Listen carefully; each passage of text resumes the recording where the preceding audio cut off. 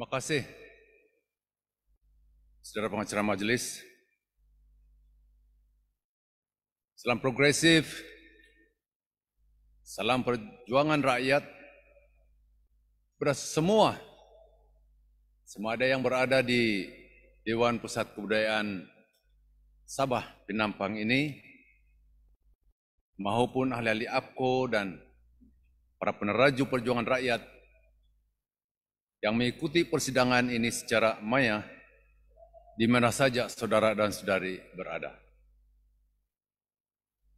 Salam perjuangan rakyat istimewa kepada Tan Sri Bernard Dempok, pemimpin yang disegani,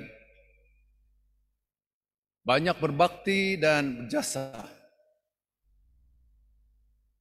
termasuklah mendaftarkan Parti Demokratik Sabah PDS pada tahun 1994 dan seterusnya menghidupkan semula United Pasok Memogun Kadazan Organization APKO pada tahun 1999. Terima kasih Tan Sri karena tidak jemu-jemu berjuang untuk rakyat jelata, khususnya sebagai Presiden Kehormat APKO, sehingga sanggup berkorban menjadi wakil APKO dalam Majelis Pemulihan Ekonomi Negara pada ketika ini. Salam perjuangan rakyat yang istimewa juga saya tujukan kepada Tan Sri Wences Anggang. Di atas segala jasa bakti dan pengorbanan, mendaftarkan dan mentadbir PDS dan menerjui segala perubahan dan pentadbiran APKO selama 15 tahun dan kini meneruskan perjuangan rakyat sebagai pengurusi Majelis Penasihat APKO.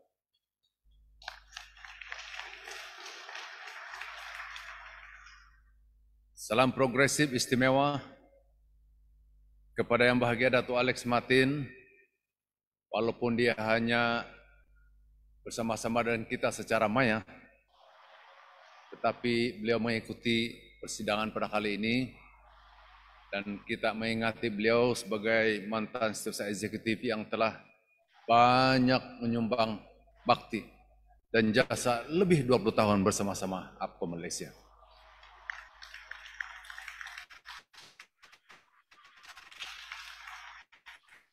Salam progresif kepada Senator Datuk Donald Peter Mejuntin, gandingan kepimpinan saya menerajui perjuangan rakyat sebagai timbalan Presiden APKO dan satu-satunya ahli Dewan Negara APKO pada ketika ini. Salam progresif juga kepada Yang Berhormat Datuk Iwan Benedict, gandingan kepimpinan saya untuk menerajui perjuangan rakyat sebagai Naib Presiden APKO dan satu-satunya adun APKO selepas PRN tahun 2020.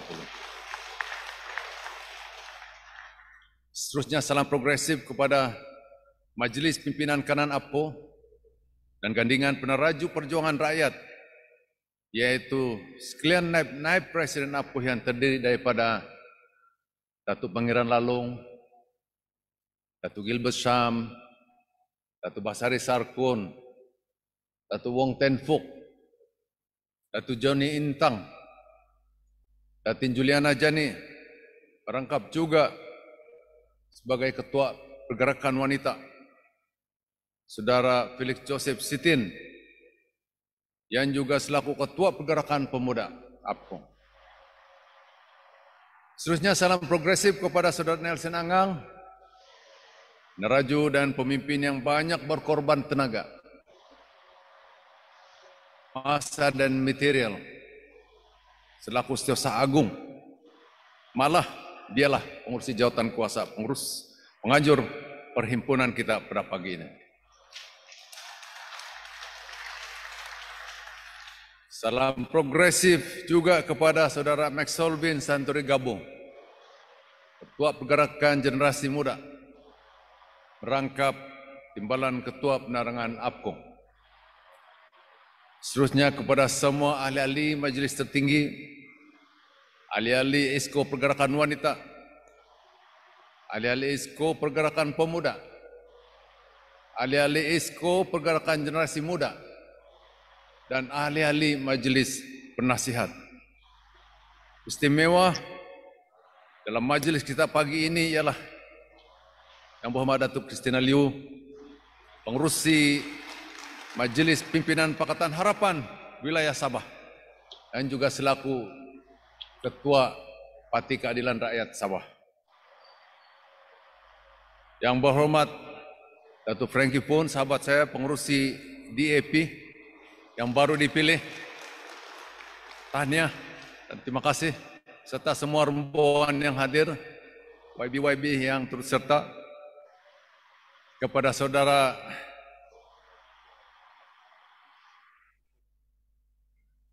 Peter Galim, saudara Tan Difat, terima kasih kerana dapat bersama-sama. Kepada saudara Lahiruh Latigu, pengurusi Parti Amanah Negeri Sabah dan rombongan, terima kasih.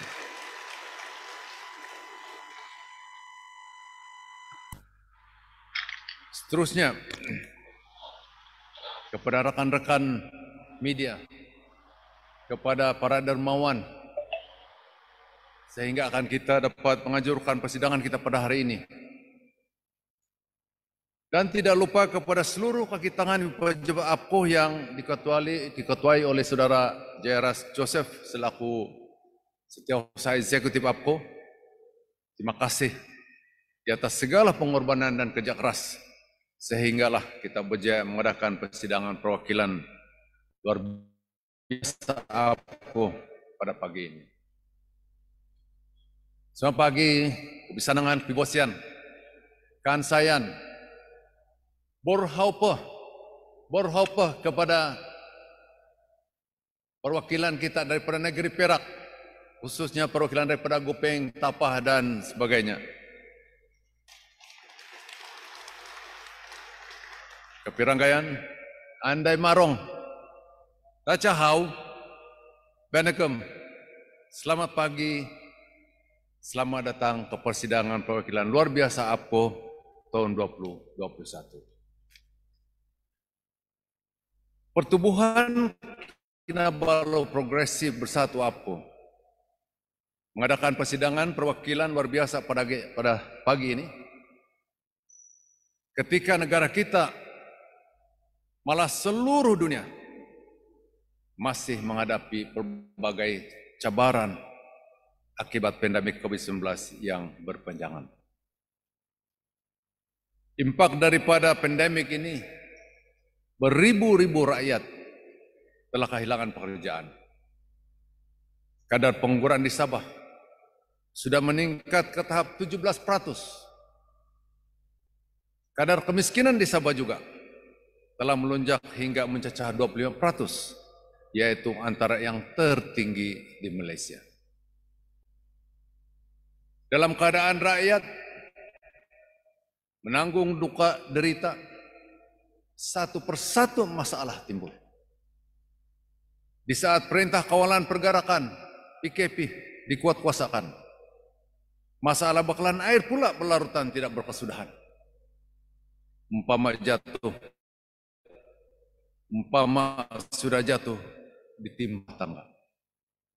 Rakyat bukan sahaja bertarung dengan tekanan emosi sepanjang tempoh berkurung, yang lebih parah, rakyat juga dibebani dengan masalah bekalan air sehingga berhari-hari.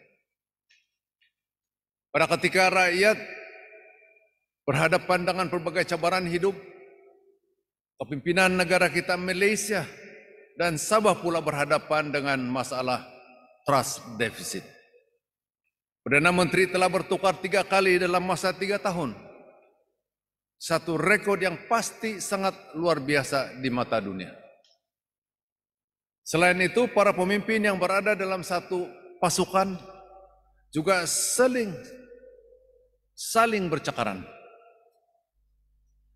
Ini sangat terang lagi bersuluh. Lihat saja pemimpin kerajaan di peringkat pusat. Dan tidak ketinggalan juga, ia berlaku di Sabah.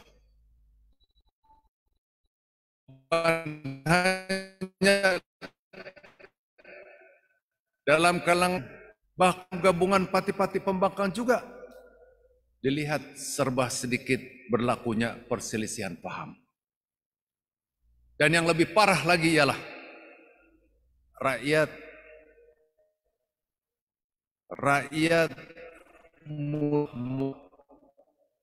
dan hilang terhadap pemimpin politik. Semakin buruk, gejala rasuah juga dilihat semakin berluasan. Hampir setiap hari kita disajikan berbagai berita tentang kes pendakwaan dan perbicaraan rasuah di mahkamah. Dari sekecil-kecil nilai suapan hingga kepada jutaan ringgit, salah guna kuasa dan penyelewengan. Namun walaupun apapun perubahan tersebut, satu yang pasti sentiasa kekal dari dulu, kini dan selamanya. Tidak lain dan tidak bukan ialah hanya kuasa Tuhan yang Maha Esa. Sebab itu marilah kita mulakan persidangan ini dengan menzahirkan penuh rasa syukur dan terima kasih kepada Tuhan yang Maha Kuasa, karena di atas izin dan limpah kurnia-Nya kita diberi kesempatan untuk berhimpun di Dewan Pusat Kebudayaan Sabah Penampang pada hari yang mulia ini. Sesungguhnya kita sangat prihatin dengan berbagai kesulitan yang telah dilalui oleh rakyat akibat pandemik COVID-19 ini. Ada yang kehilangan puncak pendapatan akibat penutupan aktiviti perniagaan. Ada juga yang kehilangan peluang-peluang pekerjaan. Dan yang amat memilukan, ramai yang kehilangan orang tersayang. Lebih 30.000 rakyat Malaysia telah meninggal dunia akibat pandemik, termasuk dalam kalangan pemimpin dan ahli-ahli APKO sendiri. Dengan penuh rasa hibah dan simpati, mari kita sama-sama berdiri dan bertepakuk sebentar, berdoa dengan cara kita masing-masing, memperingati mereka yang telah pergi lebih awal dipanggil Tuhan mendahului kita semua.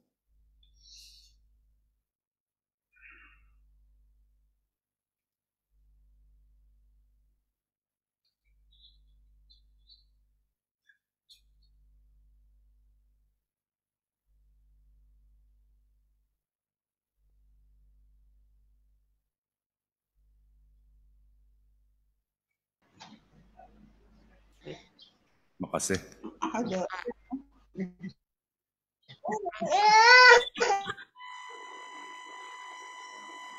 Saudara dan saudari sekalian,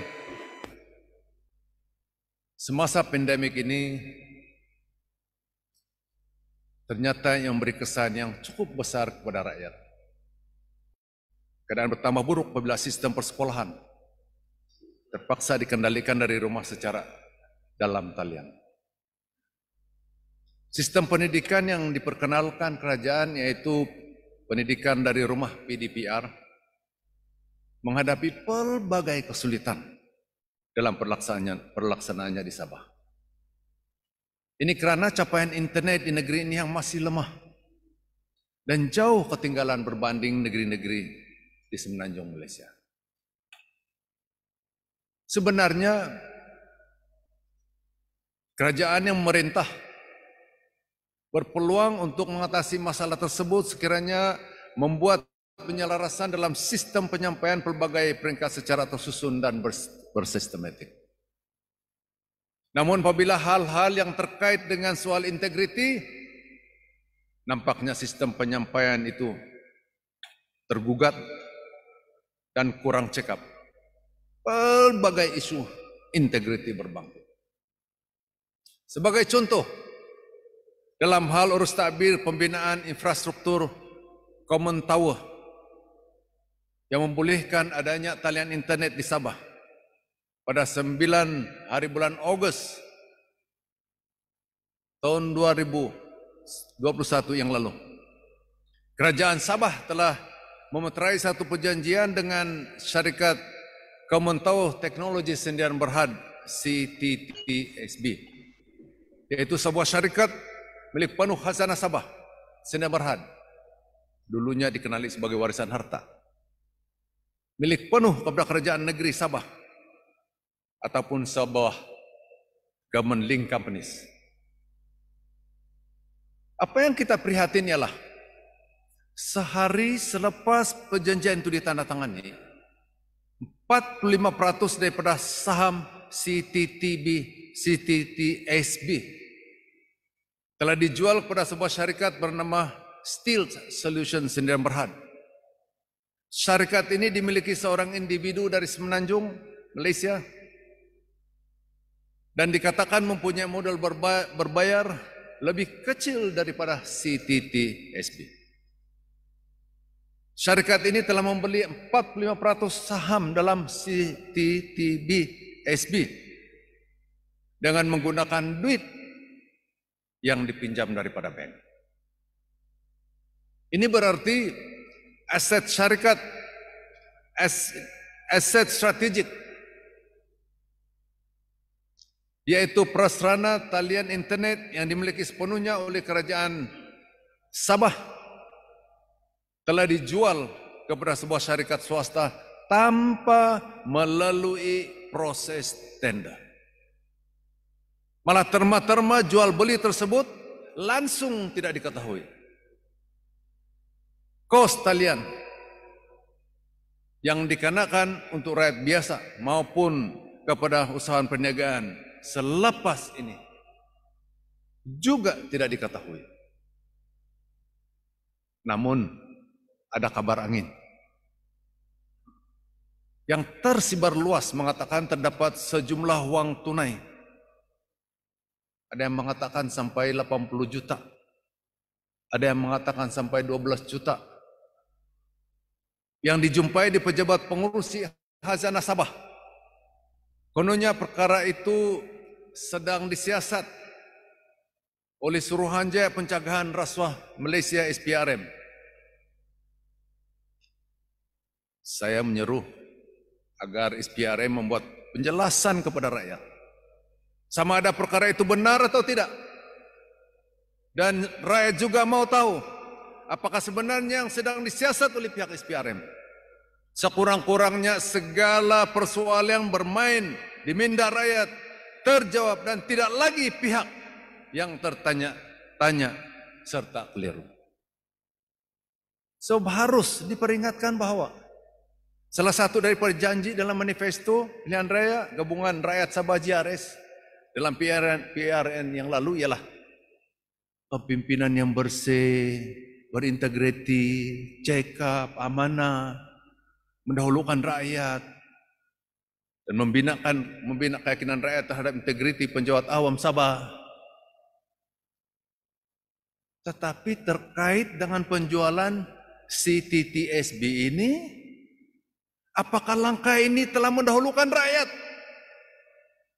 Apakah sebuah kepimpinan yang bersih, berintegriti, check up dan amanah apabila aset penting dan kritikal kerajaan telah dijual dengan cara yang tidak telus? Sewinang-winangnya dijual dan dijual begitu saja tanpa melalui tender yang terbuka. Walaupun siasatan belum selesai.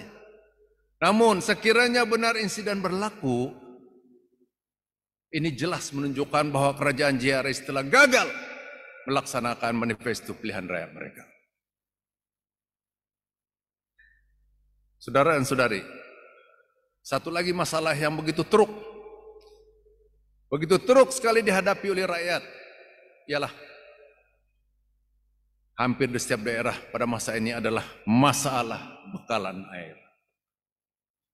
Catuan bekalan air terpaksa dilaksanakan menyebabkan pelbagai kesulitan kepada rakyat jelata. Umpamanya semasa perintah kawalan pergerakan diperketatkan PKPD dilaksanakan di beberapa kawasan sekitar daerah Tuaran dan Kota Kinabalu. Ramai rakyat yang merasa derita dan sengsara. Sudahlah terkurung. tetapi air pula tidak ada. Macam mana mau masak? Macam mana mau mandi? Macam mana mau berak dan sebagainya. Rekan-rekan yang beragama Islam dipahamkan ada juga yang tidak dapat menunaikan sholat karena tidak dapat mengambil wuduk, membersihkan diri dan sebagainya. Sungguh malang sekali. Dan itu tidak berhenti setakat musim PKP saja.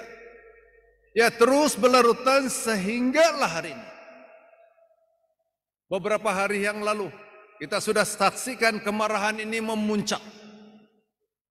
Kita nampak viral di media sosial kisah di perumahan apartemen UUC. Semua orang terus kenal saudara Ruby. Tapi itulah hakikatnya.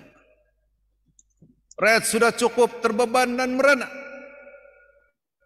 Untuk makluman, non-revenue water, NRW, di Sabah adalah yang tertinggi di Malaysia, yaitu sebanyak 52%. Mungkin ada yang kurang jelas apa maksud NRW. Ya, diibaratkan seperti ini. Sekiranya sesebuah loji rawatan boleh menghasilkan 164 juta liter sehari, atau orang engineer bilang MLD, million liter per day. Namun yang benar-benar dapat dimanfaat dan sampai kepada seluruh pengguna hanyalah 85 juta liter sehari. Jadi yang 79 juta liter bagaimana? Inilah yang dinamakan non-revenue water. Sama ada hilang di tengah jalan oleh kerana masalah kebocoran pipe, aktiviti mencuri, ataupun penjemuan pipe haram dan sebagainya. Walau bagaimanapun perkara ini sepatutnya sudah boleh diselesaikan sejak 5 hingga 6 tahun yang lalu. Namun itulah, bila sudah nampak peruntukan sampai berbilion, jabatan air bukan pula mau menyelesaikan masalah rakyat, tetapi diorang pikir macam mana mau curi duit rakyat, masuk poket sendiri. Namun karma itu memang wujud. Diorang ambil cash, diorang kena kembalikan pun cash juga. Berkata pepatah, sepandai-pandai tupai melompat, akhirnya jatuh ke tanah juga. Pada tahun 2016, Sabah telah memecah rekod terbesar rampasan wang rasuah di Malaysia. Dengan rampasan bernilai 114,5 juta ringgit. Saya ulangi, 114,5 juta ringgit. Ini bukan saja bikin malu, tetapi satu pengkhianatan yang terbesar untuk rakyat Sabah. Saya dipahamkan peruntukan inilah sepatutnya digunakan untuk menaik taraf pelbagai kemudahan infrastruktur asas, termasuk sistem perpaipan, bagi menyelesaikan masalah non-revenue water. Wang 114,5 juta ringgit ini telah dirampas SPRM, membabitkan 2 pegawai tertinggi Jabatan Air Negeri Sabah.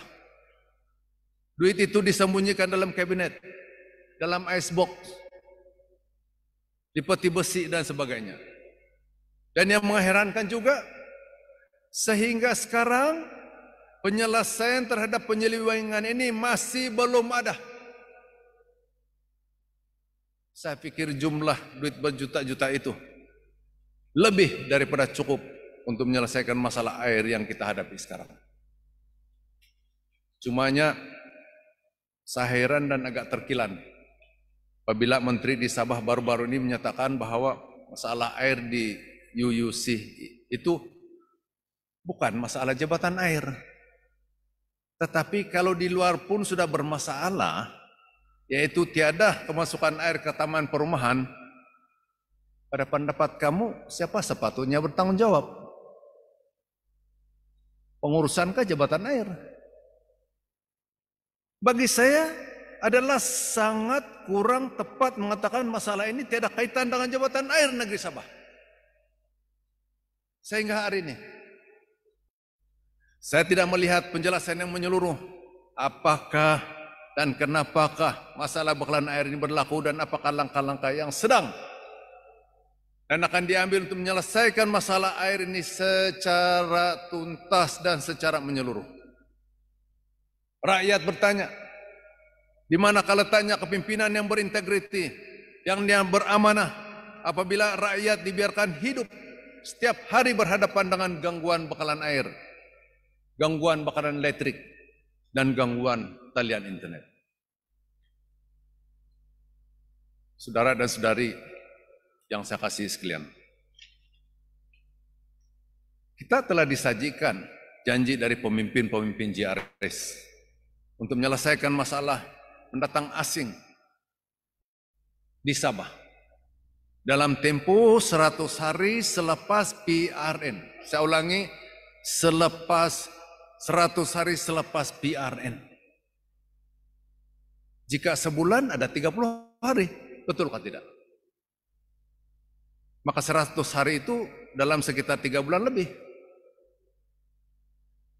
Sekarang ini PRN sudah berlebih 12 bulan berlalu. Namun bila kita pergi ke Bandara Kota Kinabalu misalnya, masih ramai gulungan ini yang kesana kemari. Ada juga yang lebih agresif, berani mengetuk-ngetuk cermin kereta untuk meminta-minta duit dan sebagainya. Langsung tidak apa-apa tanda yang masalah PTI ini akan diselesaikan secara tuntas. Tidak ada. Persoalannya ialah apa sudah jadi? Adakah ini sekadar janji terang bulan? Malah apabila ditanya hal-hal rutin seperti penguatkuasaan perintah berkurung di pantai timur Sabah, sama ada masih berkuat kuasa atau tidak, timbalan menteri dalam negeri sendiri tidak dapat menjawab di Dewan Rakyat. Saya tanya dia, itu curfew di pantai timur masih berkuat kuasa kan? Masih berkuat kuasa kah? Dia cakap, YB, saya tidak tahu, nanti saya buat jawaban bertulis. Ini kerja rutin. Ini kerja rutin. Dan terima kasihlah akhirnya dia bagi saya jawaban bertulis. Jawaban bertulis. Dia tidak tahu. Saya pikir mungkin dia tidak dapat memberi jawaban secara direct karena dia tidak ingat. Dia tidak ingat sebab dia tidak peduli.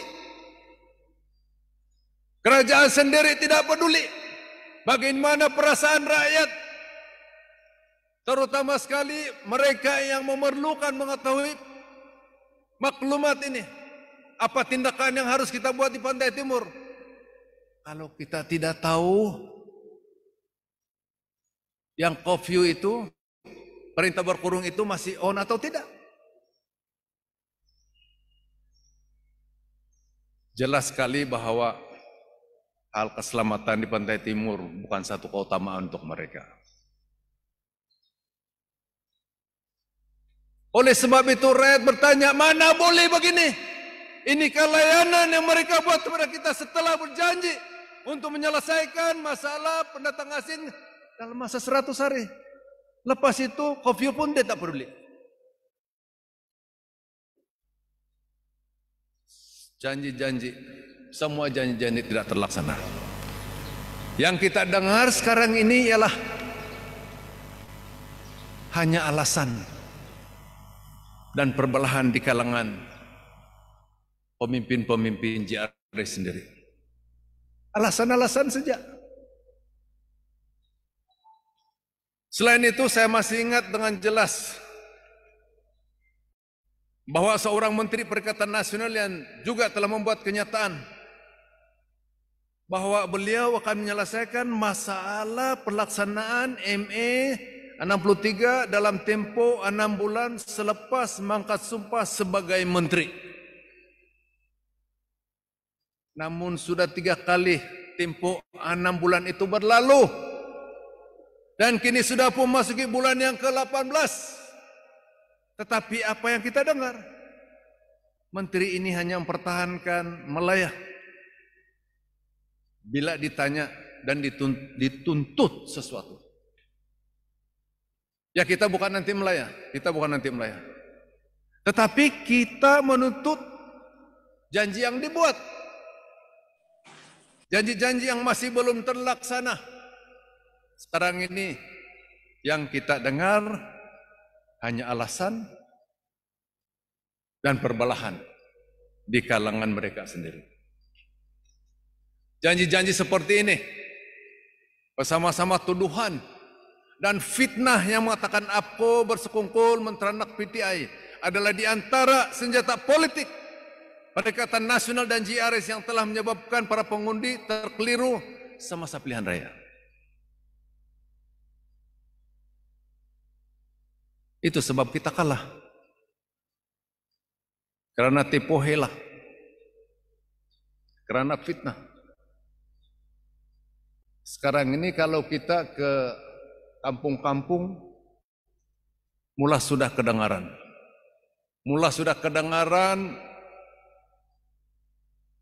penyesalan di kalangan pengundi di akar umbi. Ada yang merasa tertipu.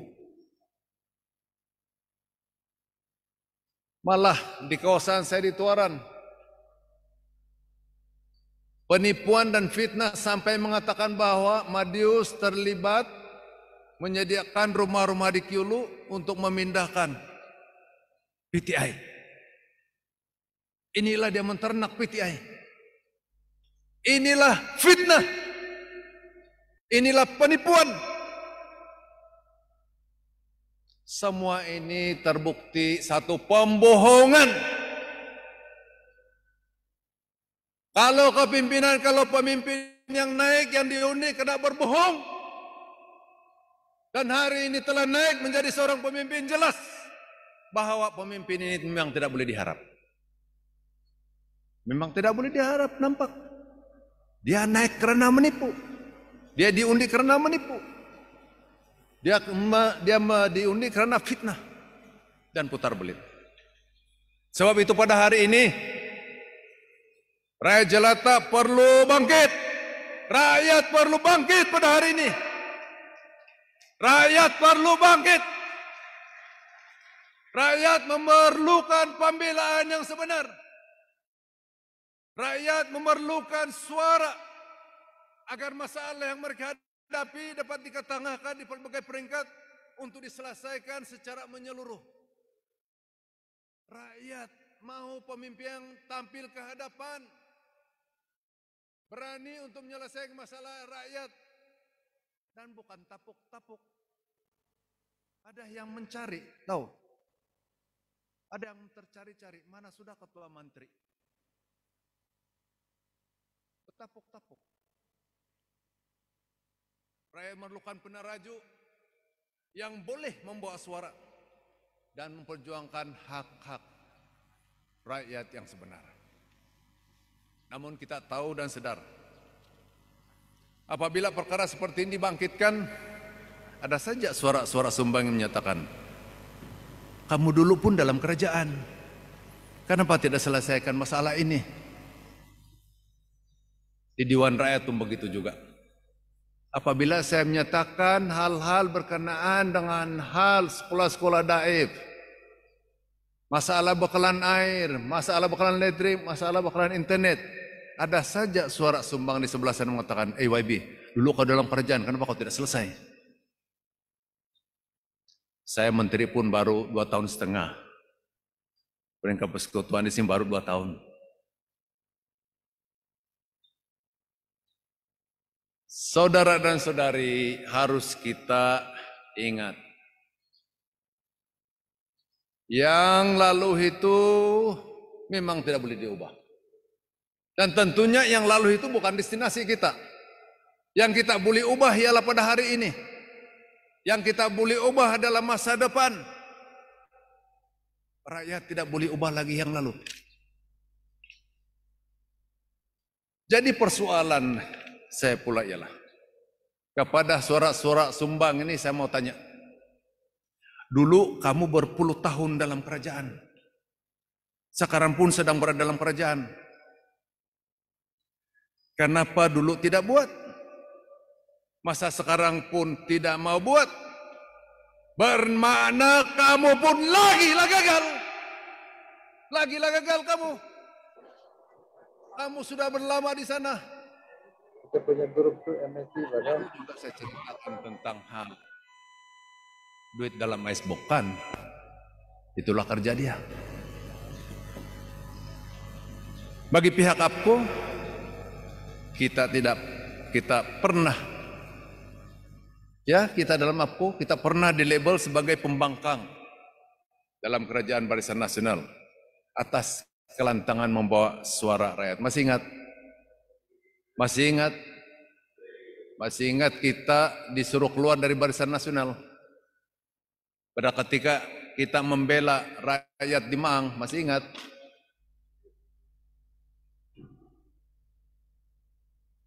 Ya, kita memang pernah disuruh keluar dari Komando BN pada ketika itu karena suara lantang kita. Sesungguhnya APCO tetap berdiri dalam realiti perjuangan asal. Kita tetap dengan perjuangan asal. Yang tidak betul kita cakap. Yang salah memang kita suarakan.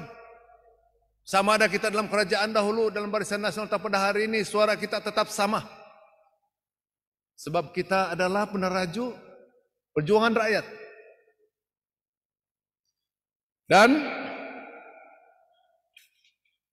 dengan hari ini kita menambah baik alat tujuh perjuangan kita. Karena pada hari ini perjuangan kita lebih meluas dan lebih inklusif.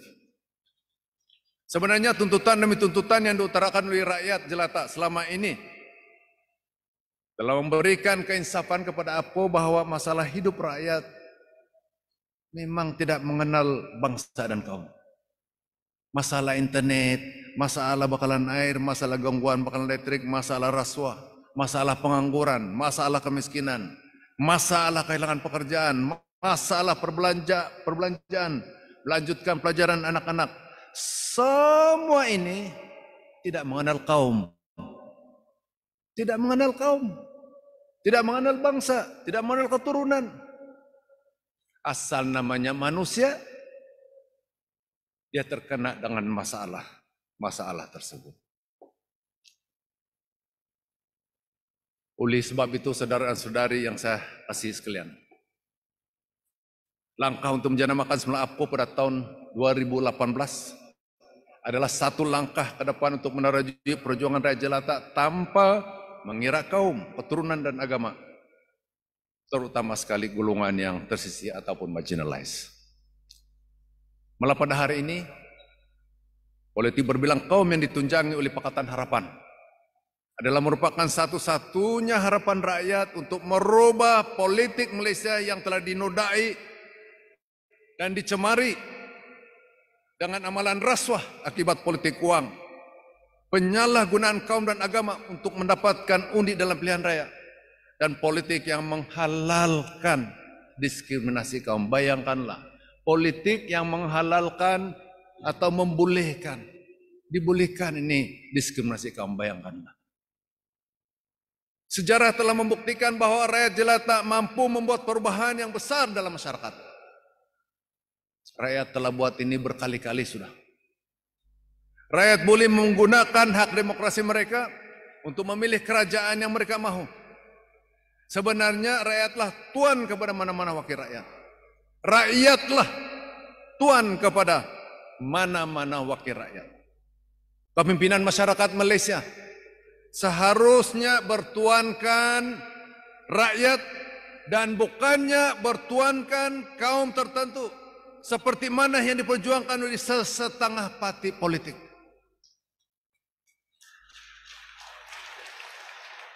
Sebenarnya tuan-tuan dan puan-puan, yang membezakan Pakatan Harapan dengan yang lain-lain ialah hanya Pakatan Harapan yang bertuankan kepada rakyat. Yang lain-lain itu bertuankan kepada kaum tertentu. Dan masa depan Malaysia, masa depan Sabah adalah bergantung kepada kemampuan kita. Kemampuan kita untuk bertuankan kepada rakyat. Tuan-tuan dan puan-puan. Pada APCO, perjuangan kita yang terbina pada hari ini adalah satu langkah ke hadapan yang progresif, mengikut peredaran zaman, demi menerjui perjuangan rakyat jelata yang berjiwa merdeka. Jiwa merdeka. Jiwa merdeka. Bagaimanakah kita mau hidup dalam negara ini jika sekiranya kita ini bukan berjiwa merdeka? Kalau kita masih lagi bertuankan kepada kaum-kaum tertentu, itu bukan jiwa merdeka namanya.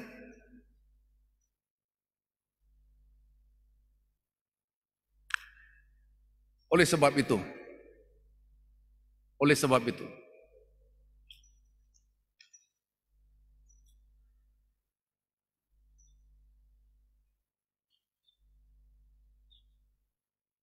jiwa merdeka yang saya sebutkan tadi adalah jiwa merdeka rakyat Malaysia, khususnya Sabahan,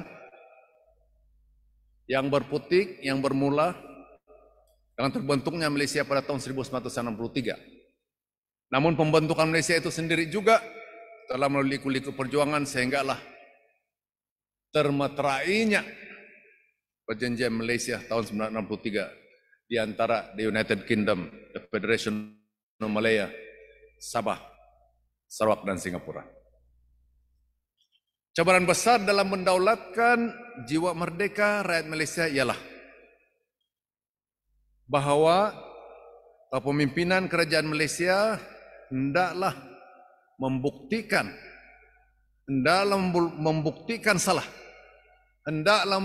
salah terhadap tanggapan Presiden Soekarno yang mengatakan bahawa projek Malaysia ataupun pembentukan Malaysia itu hanyalah satu rupa bentuk new colonialism ataupun satu penjajahan baru yang melibatkan pemindahan ibu kota penjajah daripada London ke Kuala Lumpur.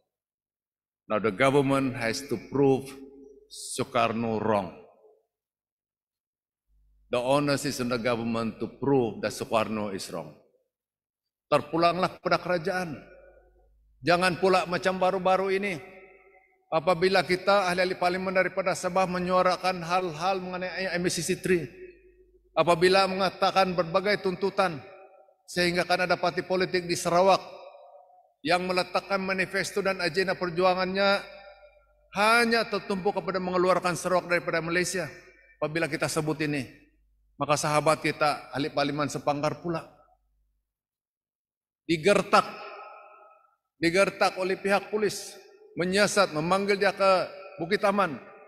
Syukurlah dia tidak datang sana. Dia cakap saya di Dewan Rakyat, datanglah sini kalau mau. Dia datang rakyat. Bagi kita bersolidariti dengan ahli parlimen sepanggar.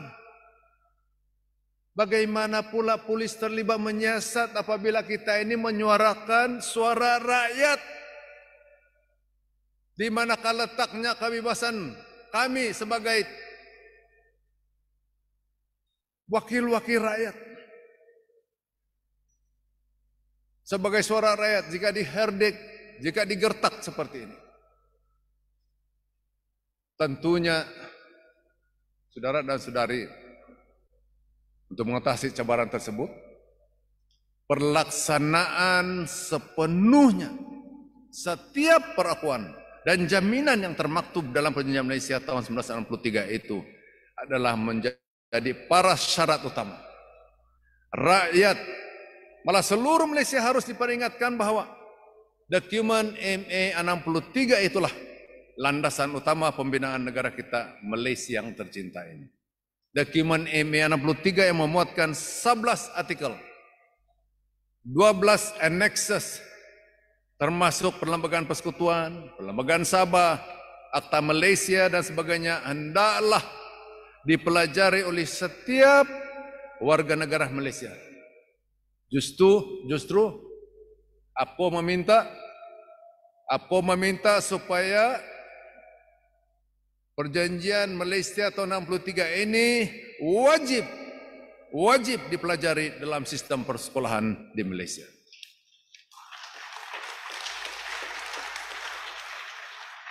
Harus disadari bahwa Sabah dan Sarawak telah dinafikan, malah telah kehilangan pelbagai hak-hak yang telah dihakis oleh kerajaan persekutuan melalui pelbagai tindakan, terutama sekali melalui pindahan-pindahan terhadap perlembagaan persekutuan dalam tempoh 58 tahun yang lalu. Penghakisan itu telah berlaku karena terdapat kecenderungan untuk memusatkan kuasa dan pembuat keputusan di Putrajaya. Tambahan pula, pemimpin-pemimpin khususnya menteri-menteri serta wakil-wakil rakyat Sabah dan Sarawak tidak alert, tidak berjaga-jaga, dan kurang prihatin dalam menjalankan kewajiban-kewajiban dan tanggung jawab di dalam kabinet dan juga di parlimen. Kerajaan persekutuan sememangnya tidak cakna ataupun tidak peduli dan sememangnya berniat menghakiskan hak-hak Sabah seperti mana dalam pindahan artikel 1/2 Perlembagaan Persekutuan pada tahun 1976 dan pindahan artikel 122 Perlembagaan Persekutuan pada tahun 1994. Sejak kebelakangan ini kepimpinan kerajaan persekutuan baru mula membela hak-hak Sabah dan Sarawak. Apabila mereka kelihatan kedua-dua wilayah ini sebagai fixed deposit. Apabila mereka perlukan sokongan sama kita orang. Ini bermakna hanya apabila terdesak dan terpaksa barulah kerajaan persekutuan bertindak untuk melaksanakan ataupun mengembalikan hak-hak Sabah dan Sarawak. Sekarang sudah pemimpin yang mencadangkan dasar pandang Borneo. Dulu tidak mau pandang. Bila dia bina North-South Highway, dia tidak pandang Sabah. Sekarang baru mau pandang. Okeylah. Unit Hal Ehwal Sabah Sarawak di bawah Perdana Menteri pun sudah diwujudkan. Dan menterinya pun sudah dilantik. Dalam hal ini, APCO sangat mengaluh-aluhkanlah. It's most welcome lah. Banyak terima kasih di atas perubahan minda tersebut. Kita akan teruskan perjuangan untuk merubah pemikiran pemimpin-pemimpin di Putrajaya. Sebab itulah, tuan-tuan dan puan-puan, kita sering mengatakan bahwa mereka itu baru semenanjung Malaysia. Kita Sabah Sarawak ini adalah tanah besar Malaysia. Kita tanah besar Malaysia. Itulah kita sebut-sebut ini sebab 60% daripada tanah Malaysia adalah Sabah Sarawak. Yang diorang punya itu baru 40%. Kita nyatakan ini supaya diorang peduli sama kita orang. Lebih besar tanahnya di sini. Kekayaannya di sini. Pada APCO, perjuangan rakyat untuk mendapatkan balik hak-hak Sabah dan Sarawak perlu diperjuangkan secara berterusan. Tidak ada nokta.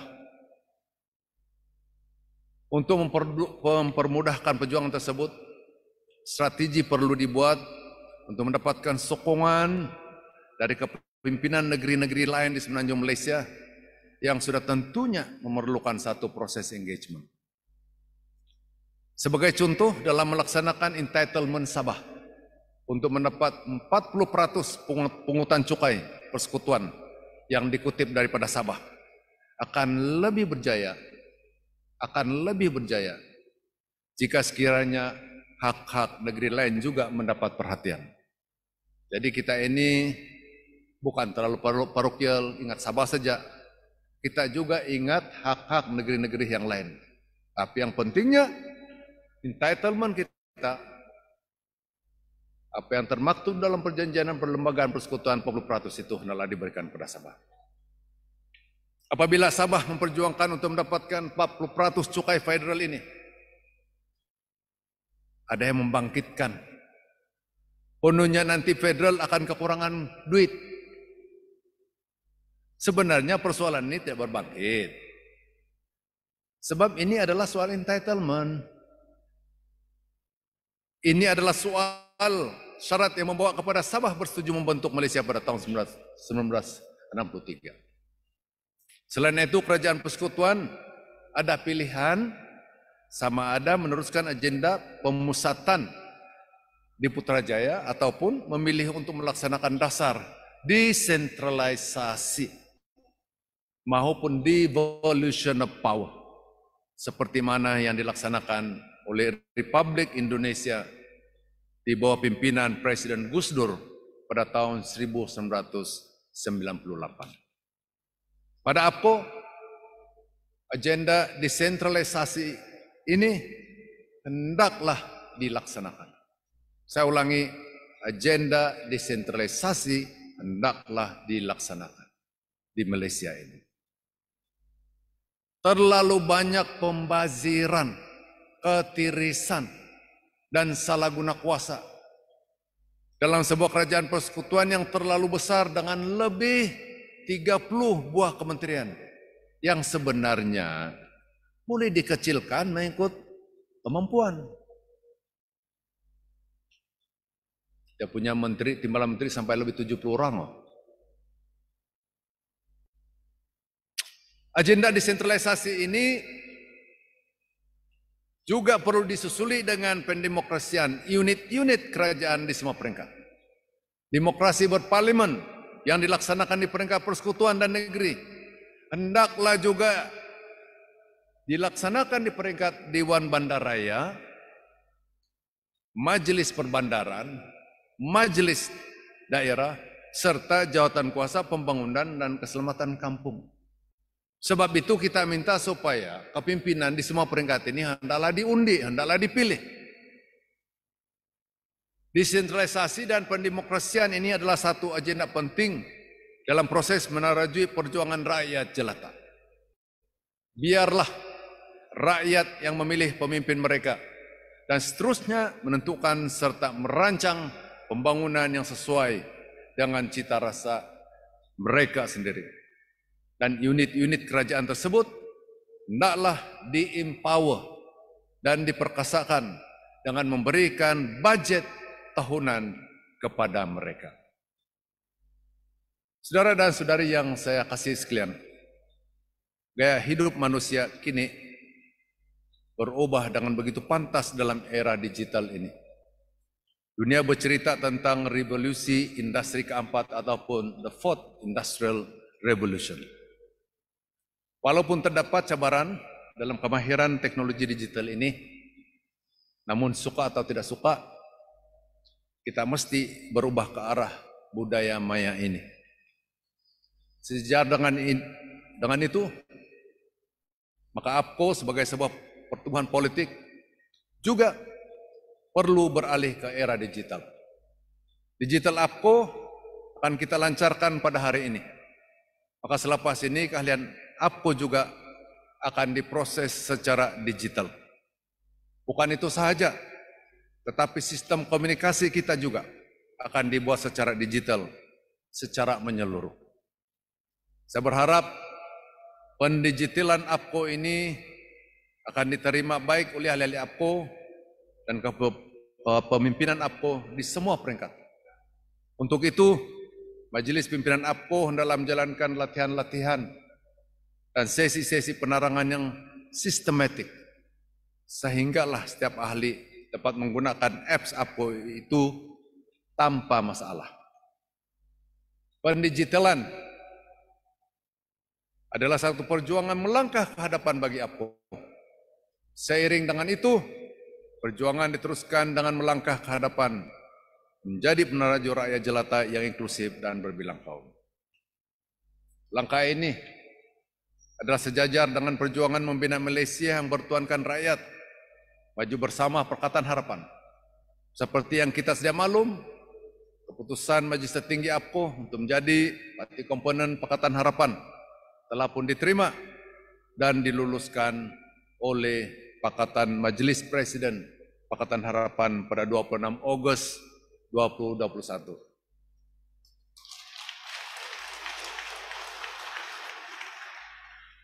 Sri Lanka ke hadapan APCO ini tentunya memerlukan perubahan paradigma.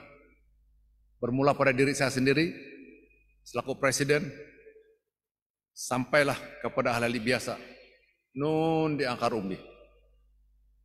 Perubahan pertama ialah kita kini berada di pihak pembangkang. Saya ulangi, kita kini berada di pihak pembangkang. Oleh itu, kita bertindaklah seperti pembangkang. Namun jika reformasi dalam pelbagai institusi utama dapat dilakukan melalui persefahaman yang positif antara kerajaan dan pembangkang, maka kita harus pragmatik memberi sokongan. Kalau sistem perundangan, parlimen, Dewan Undangan Negeri, kita dapat reformasikan dengan melalui kerjasama, kenapa kita tidak sokong? Tetapi kita tetap pembangkang. Sebab itu sebagai kepimpinan dalam APCO ini di semua peringkat, pemikiran kita tetap pembangkang. Yang betul itu betul, yang tidak betul itu tidak betul, dan kita mesti menjadi suara kepada rakyat untuk mencari penyelesaian. Contohnya dalam hal meneruji permasalahan dan perjuangan rakyat, kita berpihak pada rakyat yang berada dalam kesusahan dan kesulitan. Sebagai peneraju perjuangan rakyat adalah menjadi tanggung jawab kita untuk memahami dan menyelami dan menghayati masalah rakyat. Namun kerajaanlah yang patut bertindak menyelesaikan masalah tersebut. Sebab mereka berada dalam kedudukan untuk menyelesaikan. Dalam masalah bakalan air, kerajaan yang menyelesaikan. Kita yang bersama-sama, kita yang menyantuni rakyat dalam hal ini. Selagi kerajaan tidak bertindak, selagi itulah kita mesti lantang dan perjuangkan dengan fokus. Apalagi berani, lagi ikhlas. Kita tidak takut. Rakyat tetap bersama-sama dengan kita. Masa depan APCO terletak di tangan kita masing-masing. Kalau kita mau supaya APCO ini kuat, maka bertindaklah dengan penuh keyakinan bahwa kita akan kuat apabila rakyat jelata bersama-sama kita. Sebab itulah APCO mesti berpegang kepada prinsip leadership is servanthood. Leadership is servanthood. Kepimpinan itu adalah kehambaan. Kita hamba rakyat. We are the servant of the people. Dengan lain perkataan, kita mesti senantiasa humble dan senantiasa bersama-sama dengan rakyat. Dan kita perlu, apa yang saya sebut tadi, fokus, berani, dan ikhlas dalam menerjui perjuangan rakyat jelata.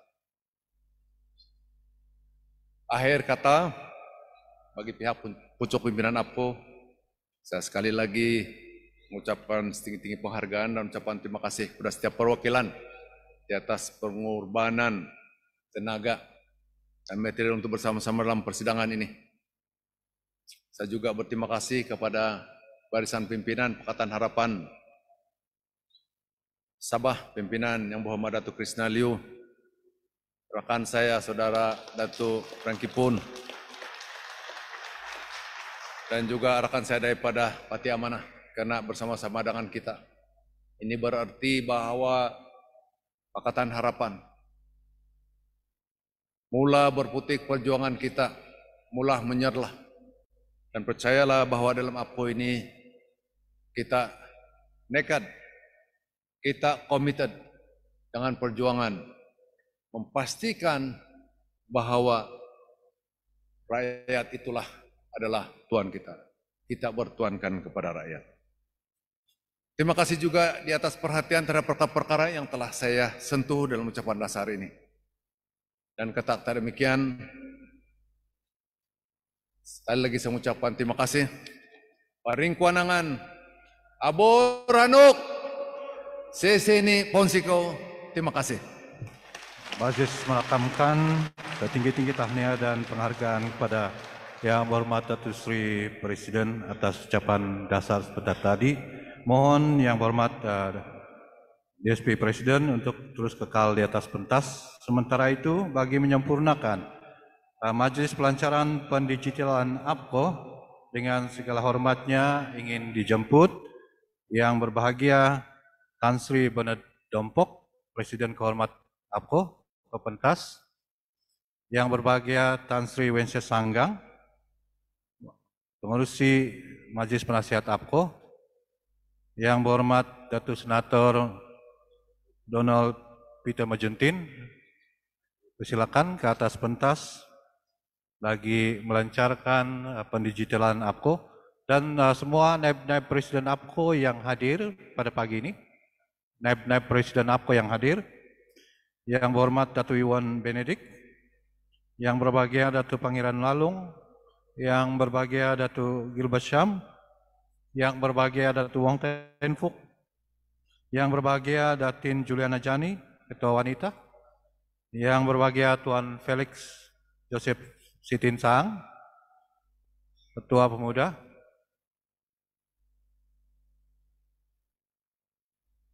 Timbalan Setiausaha Agung, Tuan Fairus, Bendahari Agung, yang berbahagia Datuk Dr. Laurentius, Ketua Penerangan yang berbahagia Tuan Joysin, Ketua Generasi Muda yang berbahagia Tuan Lex Olvin, yang berbahagia Tuan Kalmosom, Timbalan Setiausaha Penganjur,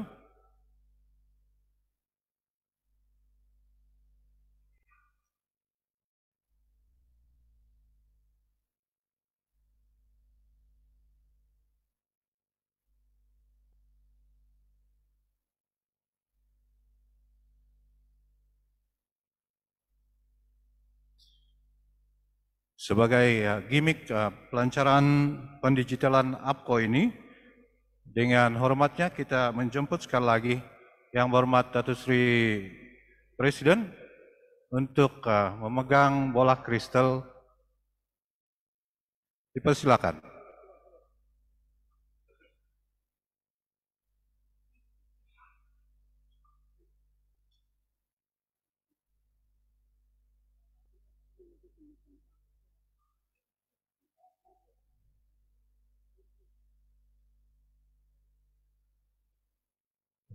Tiga, dua, satu.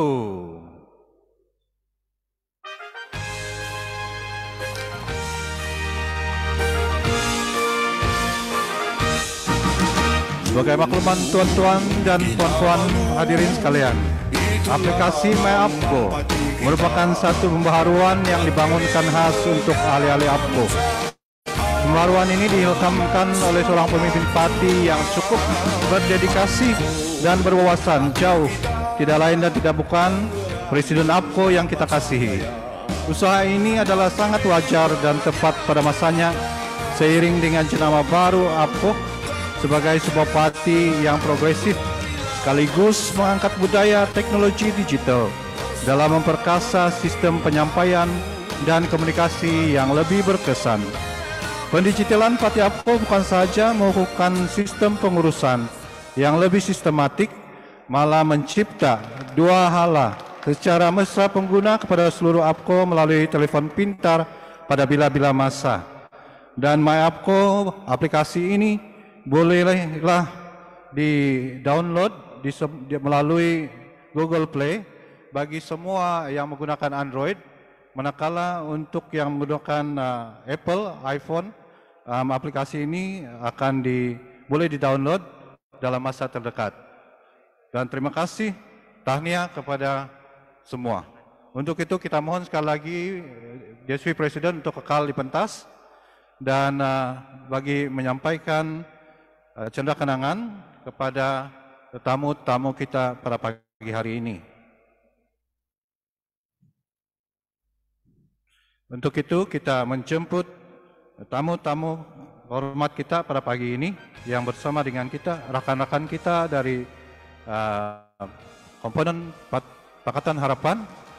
Kita persilakan Yang Berhormat Datuk Christina Liu dan Yang Berhormat Frankie Pun dan yang berbahagia Tuan Lahirul Latiku untuk ke pentas bagi menerima canda kenangan. Persilakan. Canda kenangan ini berbentuk sebuah buku yang telah diterbitkan oleh Pelita dengan kerjasama Pergerakan Wanita APKO.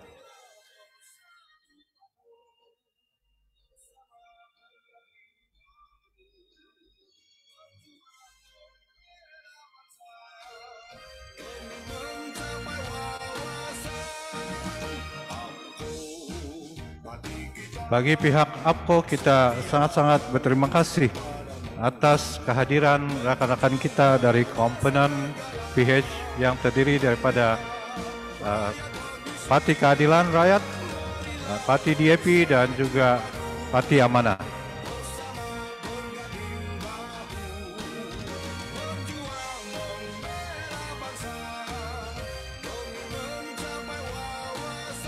Terima kasih sekali lagi. Dengan ini majelis kita pada pagi ini kita tangguhkan sementara untuk jamuan ringan. Persidangan kita akan disambung semula tepat pada jam 11 pagi, ataupun kita tambah sedikit 11.15 menit lah, 11.15 menit pagi.